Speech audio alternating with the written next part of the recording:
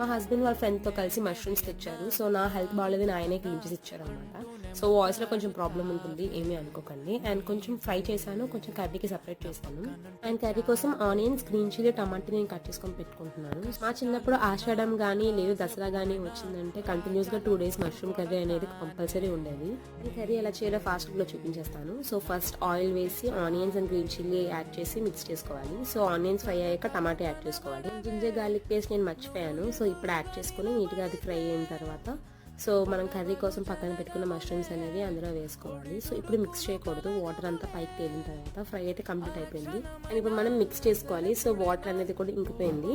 So ఇప్పుడు 2-3 spoons of red chilli powder వేసాను and salt వేసి మిక్స్ చేసుకున్నాను. అండ్ 1 glass ఆఫ్ వాటర్ వేసుకోవాలి. సో గ్రేవీ కోసం. కర్రీ అయితే కంప్లీట్ అయిపోయింది. చూడండి, నాకు రైస్లో కన్నా చపాతీలో అంటేనే ఇష్టం. సో మీలో ఎంతమందికి ఇష్టమో కామెంట్ సెక్షన్లో కామెంట్ చేయండి. అండ్ నా ఛానల్ని సబ్స్క్రైబ్ చేయడం మర్చిపోకండి.